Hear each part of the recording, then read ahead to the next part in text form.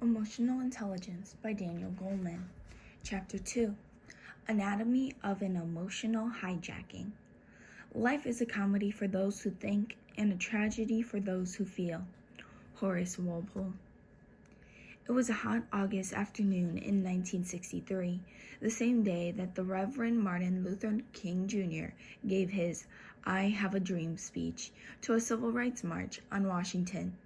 On that day, Richard Robles, a seasoned burglar who had just been paroled from a 3-year sentence for the more than 100 break-ins he had pulled to support a heroin habit, decided to do one more. He wanted to renounce crime. Robles later claimed, but he desperately needed money for his girlfriend and their 3-year-old daughter.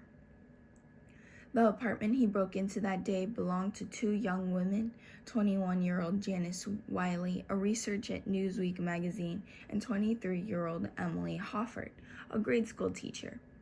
Though Robles chose the apartment on New York's swanky Upper East Side to burglarize because he thought no one would be there, Wiley was home.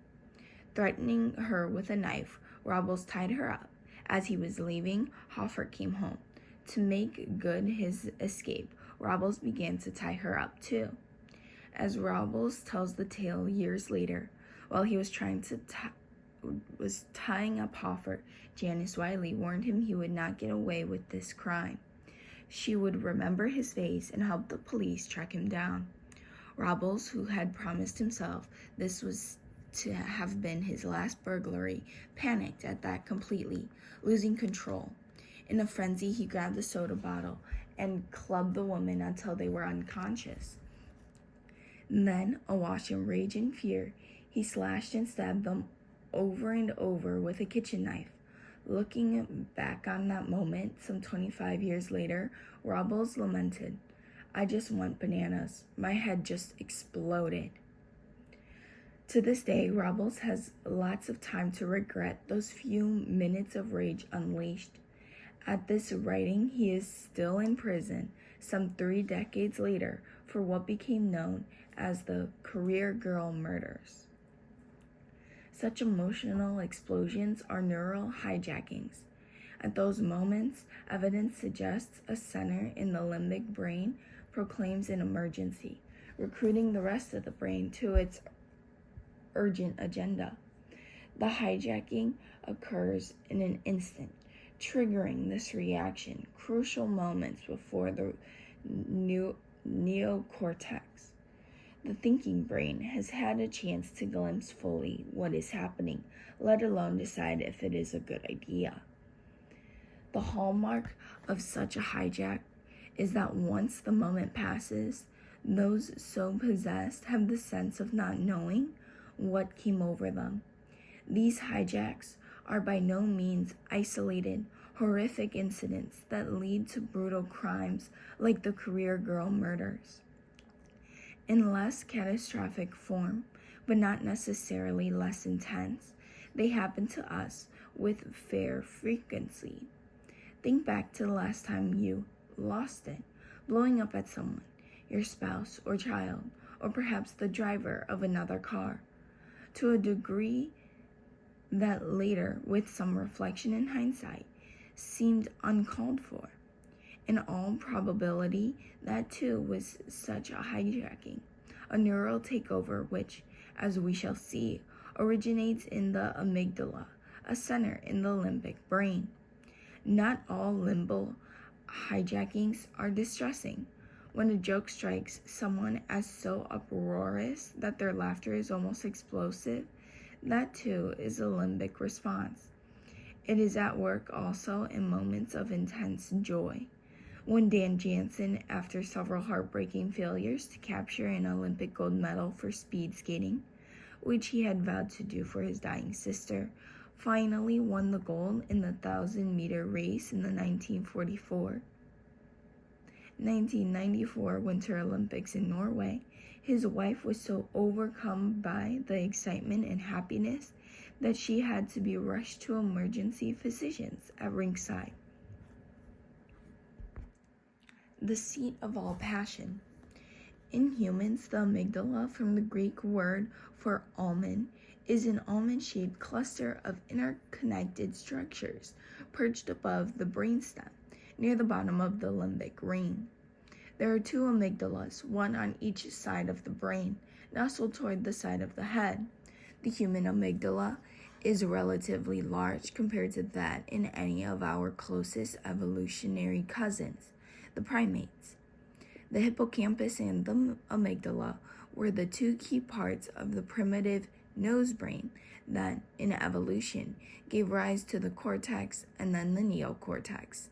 To this day, these limbic structures do much or most of the brain's learning and remembering.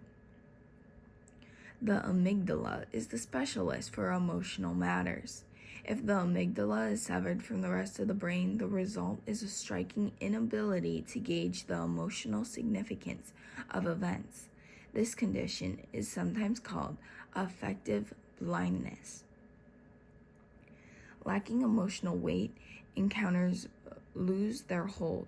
One young man whose amygdala had been surgically removed to control severe seizures became completely uninterested in people, preferring to sit in isolation with no human contact. While he was perfectly capable of conversation, he no longer recognized close friends, relatives, or even his mother, and remained impassive in the face of their anguish at his indifference. Without an amygdala, he seemed to have lost all recognition of feeling, as well as any feeling about feelings. The amygdala acts as a storehouse of emotional memory, and thus of significance itself. Life without the amygdala is a life stripped of personal meanings. More than affection is tied to the amygdala. All passion depends on it. Animals that have their amygdala removed or severed lack fear and rage, lose the urge to compete or cooperate, and no longer have any sense of their place in their kind's social order. Emotion is blunted or absent. Tears in emotional signal unique to humans are triggered by the amygdala and a nearby structure, the cingulate gyrus. Being held, stroked, or otherwise comforted soothed those same brain regions, stopping the sobs. Without an amygdala, there are no tears of sorrow to soothe. Joseph Ladau, a neuroscientist at the Center for Neuroscience at New York University, was the first to discover the key role of the amygdala in the emotional brain. Ladau is part of a fresh breed of neuroscientists who draw on innovative methods and technologies that bring a previously unknown level of precision to mapping the brain at work, and so can lay bare mysteries of mind that earlier generations of scientists have found impenetrable.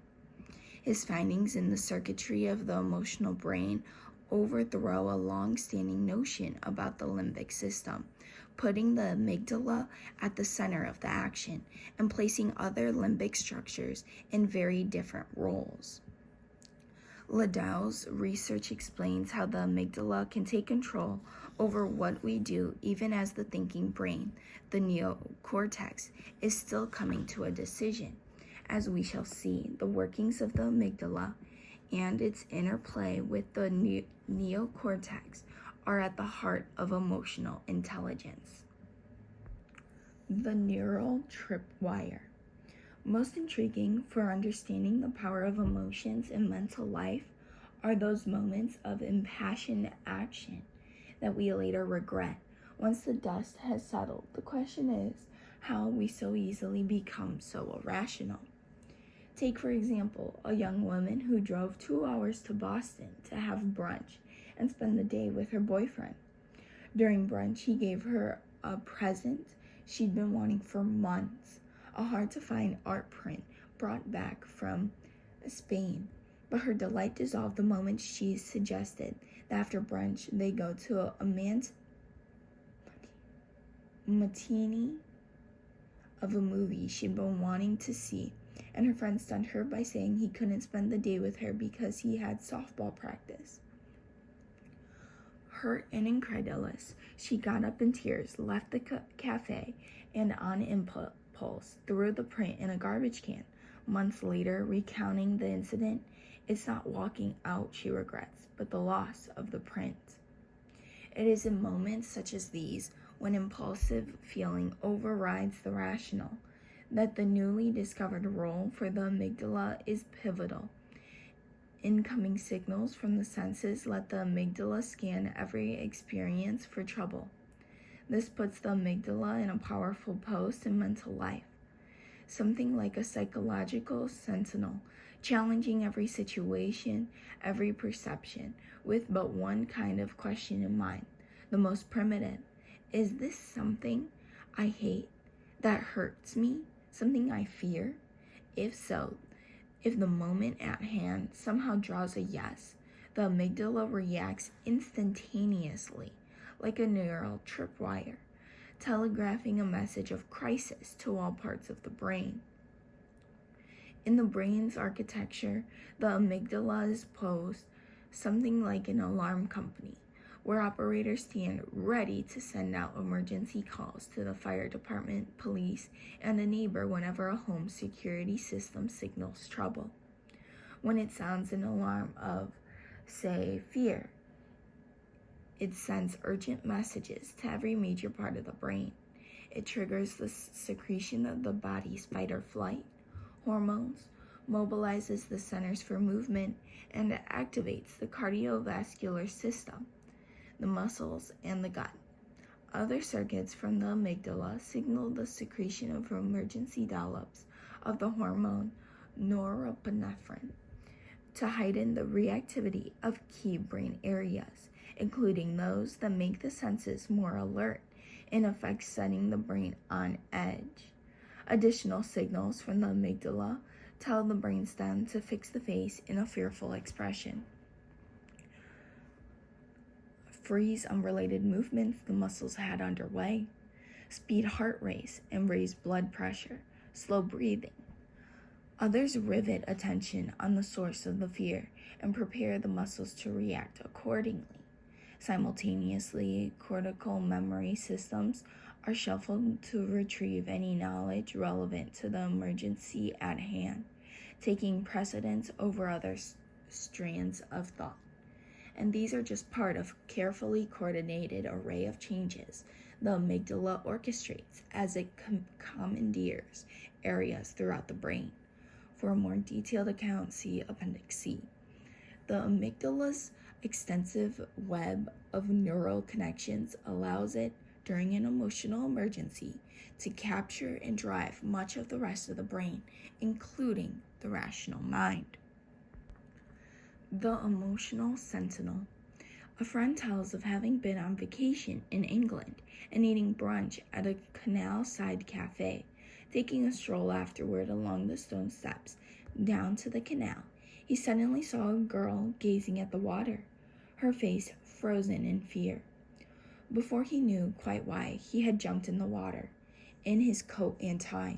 Only once he was in the water did he realize that the girl was staring in shock at a toddler who had fallen in, whom he was able to rescue.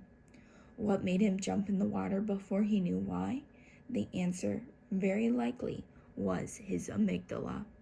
In one of the most telling discoveries about emotions of the last decade, Ladau's work revealed how the architecture of the brain gives the amygdala privileged position as an emotional sentinel able to hijack the brain. His research has shown that sensory signals from eye or ear travel first in the brain to the thalamus, and then across a single synapse. To the amygdala, a second signal from the thalamus is routed to the neocortex, the thinking brain. This branching allows the amygdala to begin to respond before the neocortex, which molds information through several levels of brain circuits before it fully perceives and finally initiates its more finely tailored response. Ladau's research is revolutionary for understanding emotional life because it is the first to work out neural pathways for feelings that bypass the neocortex. Those feelings that take the direct route through the amygdala include our most primitive and potent. This circuit does much to explain the power of emotion to overwhelm rationality. The conventional view in neuroscience had been that the eye, ear, and other sensory organs transmit signals to the thalamus, and from there to sensory processing areas of the neocortex, where the signals are put together into objects as we perceive them. The signals are sorted for meanings so that the brain recognizes what each object is and what its presence means. From the neocortex, the old theory held, the signals are sent to the limbic brain, and from there the appropriate response radiates out through the brain and the rest of the body. That is the way it works, much or most of the time.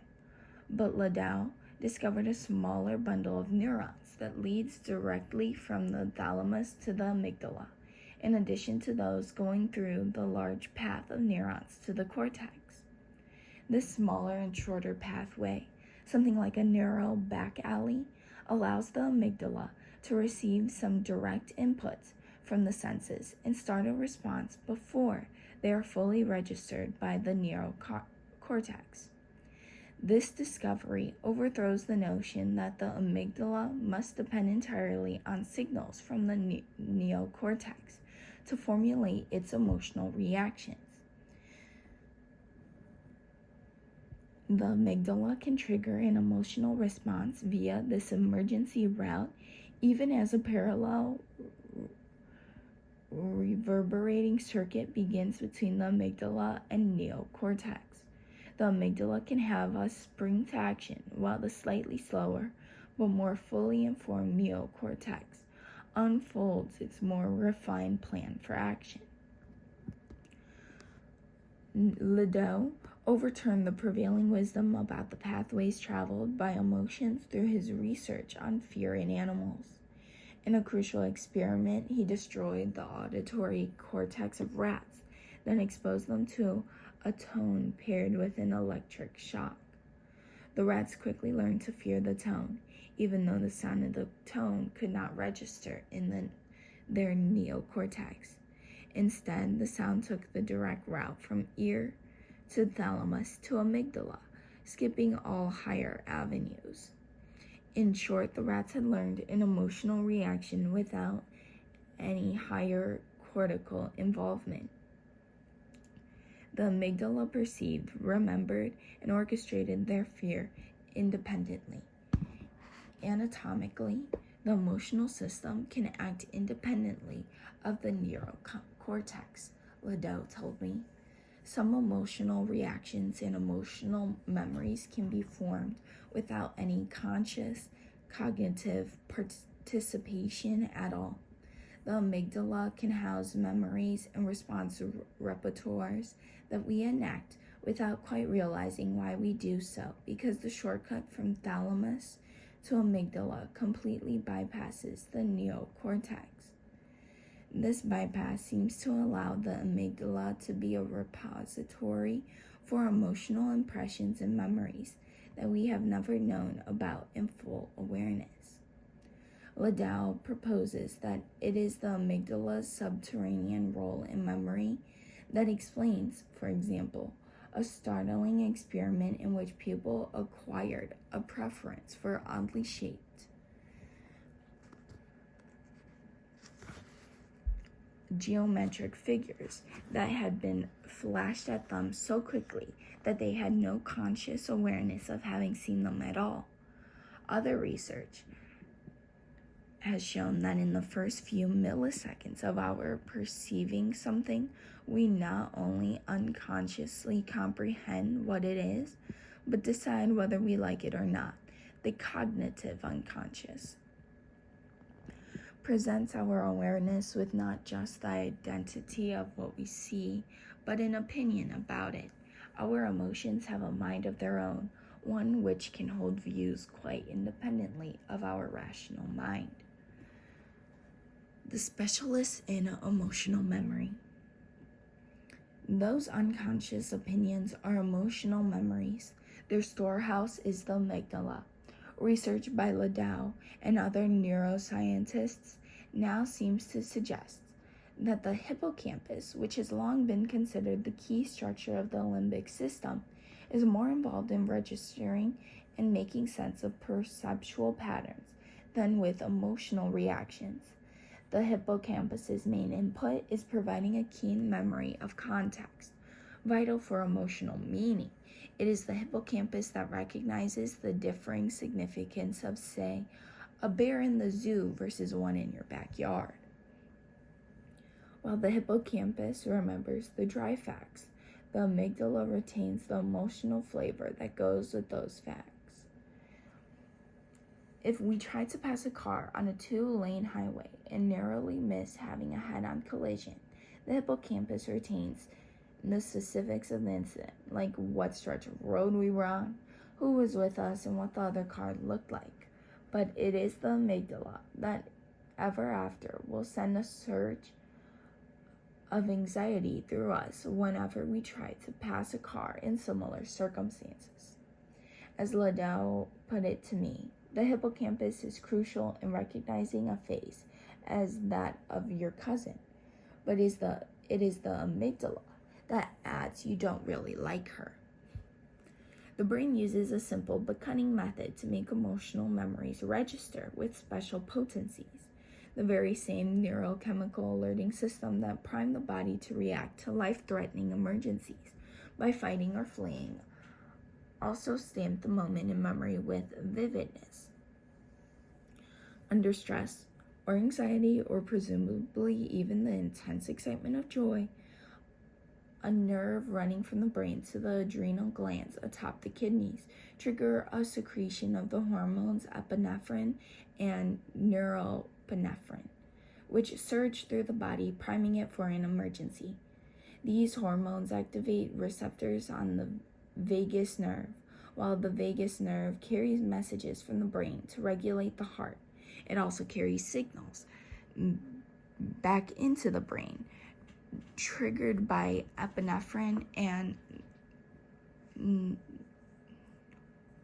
norepinephrine.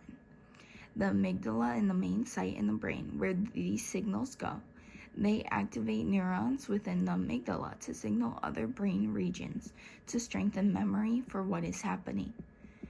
This amygdala arousal seems to imprint in memory most moments of emotional arousal with an added degree of strength. That's why we are more likely, for example, to remember where we went on a first date, or what we were doing when we heard the news that the space shuttle Challenger had exploded. The more intense the amygdala arousal, the stronger the imprint. The experiences that scare or thrill us the most in life are among our most indelible memories. This means that, in effect, the brain has two memory systems, one for ordinary facts and one for emotionally charged ones. A special system for emotional memories makes excellent sense in evolution, of course, ensuring the animals would have particularly vivid memories of what threatens or pleases them. But emotional memories can be faulty guides to the present. Out-of-date neural alarms. One drawback of such neural alarms is that the urgent message the amygdala sends is sometimes, if not often, out of date, especially in the fluid social world we humans inhabit.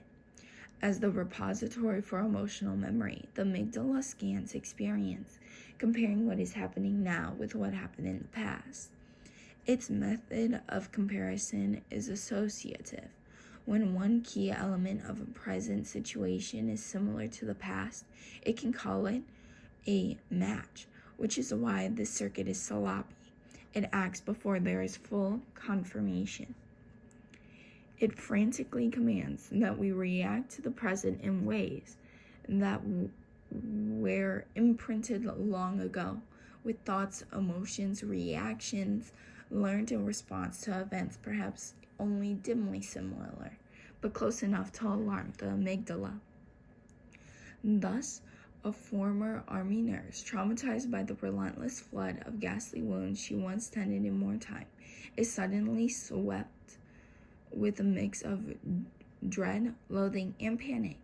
A repeat of her battlefield reaction triggered once again years later by the stench when she opens a closet door to find her toddler had stashed a stinking diaper there. A few spare elements of the situation is all that seem similar to some past danger for the amygdala to trigger its emergency proclamation. The trouble is that along with the emotionally charged memories that have the power to trigger this crisis response can come equally outdated ways of responding on it. The emotional brain's impression in such moments is added to by the fact that many potent emotional memories date from the first few years of life in the relationship between an infant and its caretakers. This is especially true for traumatic events like beatings or outright neglect. During this early period of life, other brain structures, particularly the hippocampus, which is crucial for narrative memories, and the neocortex, seat of rational thought, have yet to become fully developed. In memory, the amygdala and hippocampus work hand in hand. Each stores and retrieves its special information independently. While the hippocampus retrieves information, the amygdala determines if that information has any emotional valence. But the amygdala, which matures very quickly in the infant's brain, is much closer to fully formed at birth. Liddell turns to the role of the amygdala in childhood to support what has long been a basic tenet of psychoanalytic thought, that the interactions of life's earliest years lay down a set of emotional lessons based on the attunement and upsets in the context between infant and caretakers. These emotional lessons are so potent and yet so difficult to understand from the vantage point of adult life because, believes Liddell, they are stored in the amygdala as rough, wordless blueprints for emotional life. Since these earliest emotional memories are established at a time before infants have words for their experience, when these emotional memories are triggered in later life, there's no matching set of articulated thoughts about the response that takes us over. One reason we can be so baffled by our emotional outbursts then is that they often date from a time early in our lives when things were bewildering and we did not yet have words for comprehending events. We may have the chaotic feelings, but not the words for the memories that form them. When emotions are fast and sloppy, it was somewhere around 3 a.m. When emotions are fast and sloppy, it was somewhere around 3 a.m. when a huge object came crashing through the ceiling in a far corner of my bedroom, spilling the contents of the attic into the room. In a second, I leapt out of bed and ran out of the room, terrified the entire ceiling would cave in. Then, realizing I was safe, I cautiously peered back in the bedroom to see what had caused all the damage, only to discover that the sound I had taken to be the ceiling caving in was actually the fall of a tall pile of boxes my wife had stacked in the corner the day before while she sorted out her closet. Nothing had fallen from the attic. There was no attic. The ceiling was intact, and so was I. My leap from bed while half asleep, which might have saved me from injury had it truly been the ceiling cave falling, illustrates the power of the amygdala to propel us to action in emergencies, vital moments before the neocortex has time to fully register what is really going on. The emergency route from eye or ear to thalamus to amygdala is crucial. It saves time in an emergency when an instantaneous response is required. But the circuit from thalamus to amygdala carries only a small portion of sensory messages. With the amygdala via this express route is at best a rough signal, just enough for a warning. As Ladau points out, you don't need to know exactly what something is to know that it may be dangerous. The direct route has a vast advantage in brain time, which is reckoned in thousandths of a second. The amygdala in a rat can begin a response to a perception in as little as 12 milliseconds, 12 thousandths of a second. The route from thalamus to neocortex to amygdala takes about twice as long. Similar measurements have yet to be made in the human brain, but the rough ratio would likely hold. In evolutionary terms, the survival value of this direct route would have been great, allowing a quick response option that shaves a few critical milliseconds in reaction time to dangers. Those milliseconds could well have saved the lives of our proto-mammalian ancestors in such numbers that this arrangement is now featured in every mammalian brain, including yours and mine. In fact, while this circuit may play a relatively limited role in human mental life, largely restricted to emotional crisis,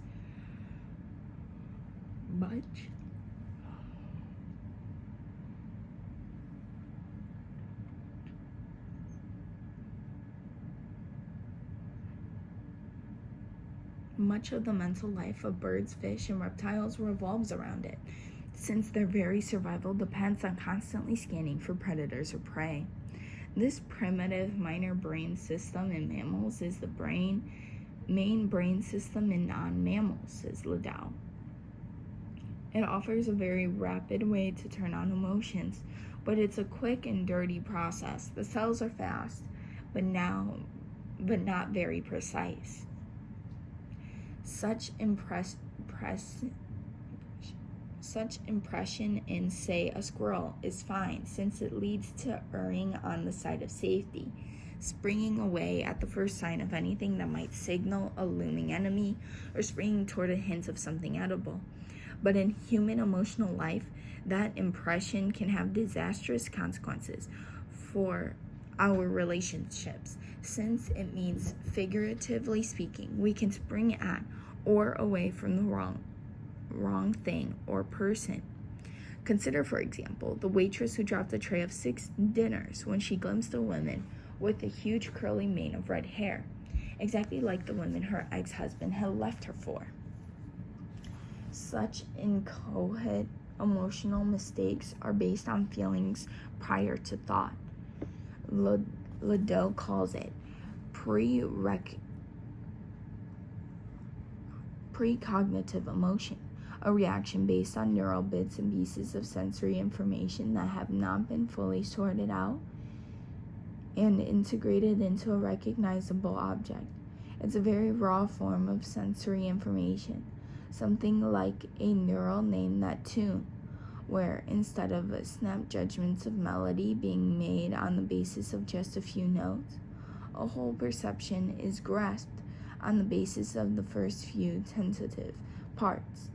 If the amygdala senses a sensory pattern of import emerging, it jumps to a conclusion, triggering its reactions before there is full confirming evidence, or any confirmation at all. Small wonder we can have so little insight into the murk of our more explosive emotions, especially while they still hold us in thrall. The amygdala can react in a delirium of rage or fear before the cortex knows what is going on, because such raw emotion is triggered independent of and prior to thought. The emotional manager. A friend's 6-year-old daughter, Jessica, was spending her first night ever sleeping over at a playmate's, and it was unclear who was more nervous about it, mother or daughter. while the mother tried not to let Jessica see the intense anxiety she felt. Her tension peaked near midnight that night as she was getting ready for bed and heard the phone ring. Dropping her toothbrush, she raced to her phone, her heart pounding, images of Jessica in terrible distress racing through her mind. The mother snatched the phone and blurted "Jessica" into the phone, only to hear a woman's voice say, "Oh, I think this must be a wrong number." At that, the mother recovered her composure and in a polite, measured tone asked, "What number were you calling?" While the amygdala is at work in priming an anxious, impulsive reaction, another part of the emotional brain allows for a more fitting corrective response. The brain's damper switch for the amygdala's surges appears to lie at the other end of a major circuit to the neocortex, in the prefrontal lobes just behind the forehead. The prefrontal cortex seems to be at work when someone is fearful or enraged, but stifles or controls the feeling in order to deal more effectively with the situation at hand. Or when a reappraisal calls for a completely different response, as with the worried mother on the phone. This neocortical area of the brain brings a more analytic or appropriate response to our emotional impulses, modulating the amygdala and other limbic areas. Ordinarily, the prefrontal areas govern our emotional reactions from the start. The largest projection of sensory information from the thalamus, remember, goes not to the amygdala, but to the neocortex and its main centers for taking in and making sense of what is being perceived. That information and our response to it is coordinated by the prefrontal lobes, the seat of planning and organizing actions toward a goal, including emotional ones. In the neocortex, a cascading series of circuits registers and analyzes that information, comprehends it, and, through the prefrontal lobes, orchestrates a reaction. If in the process an emotional response is called for, the prefrontal lobes dictate it, working hand in hand with the amygdala and other circuits in the emotional brain. This progression, which allows for discernment in emotional response, is the standard arrangement, with the significant exception of emotional emergencies. When an emotion triggers within moments, the prefrontal lobes perform what amounts to a risk-benefit ratio of myriad possible reactions and bet that one of them is best.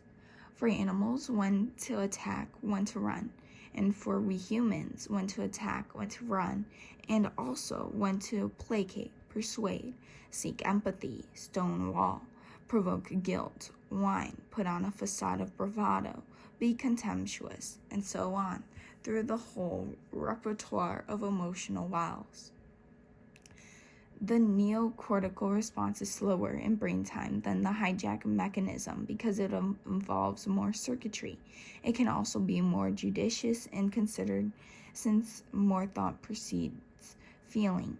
When we register a loss and become sad, or feel happy after a triumph, or mull over something someone has said or done, and then get hurt or angry, the neocortex is at work. Just as with the amygdala absent the workings of the prefrontal lobes, much of emotional life would fall away. Lacking an understanding that something merits an emotional response, none comes. This role of the prefrontal lobes in emotions has been suspected by neurologists since the advent in the 1940s of that rather desperate and sadly misguided surgical cure for mental illness. The prefrontal lobotomy, which often sloppily remove part of the prefrontal lobes or otherwise cut connections between the prefrontal cortex and the lower brain. In the days before any effective medications for mental illness, the lobotomy was hailed as the answer to grave emotional distress. sever the links between the prefrontal lobes and the rest of the brain, and patients' distress was relieved. Unfortunately, the cost was that most of the patients' emotional lives seemed to vanish too. The key circuitry had been destroyed. Emotional hijacking presumably involved two dynamics: triggering of the amygdala and a failure to activate the neocortical processes that usually keep the emotional urgency. At these moments, the rational mind is swamped by the emotional. One way the prefrontal cortex acts as an efficient manager of emotion, weighing reactions before acting, is by dampening the signals for activation sent out by the amygdala and other limbic centers. Something like a parent who stops an impulsive child from grabbing and tells the child to ask properly or wait for what it wants instead. The key off switch for distressing emotions seemed to be the left prefrontal lobe. Neuropsychologists studying moods in patients with injuries to parts of the frontal lobes have determined that one of the tasks of the left frontal lobe is to act as a neural thermostat, regulating unpleasant emotions. The right prefrontal lobes are a seat of negative feelings like fear and aggression, which the left lobes keep those raw emotions in check, probably by inhibiting the right lobe. In one group of stroke patients, for example, those whose lesions were in the left prefrontal cortex were prone to catastrophic worries and fears. Those with lesions on the right were unduly cheerful. During neurological exams, they joked around and were so laid back they clearly did not care how well they did. And then there was the case of the happy husband, a man whose right prefrontal lobe had been partially removed in surgery for a brain malformation. His wife told physicians that after the operation, he underwent a dramatic personality change, becoming less easily upset, and she was happy to say, more affectionate. The left prefrontal lobe, in short, seems to be part of a neural circuit that can switch off or at least dampen down all but the strongest negative surges of emotion. If the amygdala often acts as an emergency trigger, the left prefrontal lobe appears to be part of the brain's off switch for disturbing emotion. The amygdala proposes, the prefrontal lobe disposes. These prefrontal limbic connections are crucial in mental life, far beyond fine-tuning emotion. They are essential for navigating us through the decisions that matter most in life. Harmonizing emotion and thought. The connections between the amygdala and related limbic structures and the neocortex are the hub of the battles or cooperative treaties struck between head and heart, thought and feeling. This circuitry explains why emotion is so crucial to effective thought, both in making wise decisions and in simply allowing us to think clearly. Take the power of emotions to disrupt thinking itself. Neuroscientists use the term working memory for the capacity of attention that holds in mind the facts essential for completing a given task or problem, whether it be the ideal features one seeks in a house while touring several prospects, or the elements of a reasoning problem on a test. The prefrontal cortex is the brain region responsible for working memory, but circuits from the limbic brain to the prefrontal lobes mean that the signals of strong emotion, anxiety, anger, and the like can create neural static, sabotaging the ability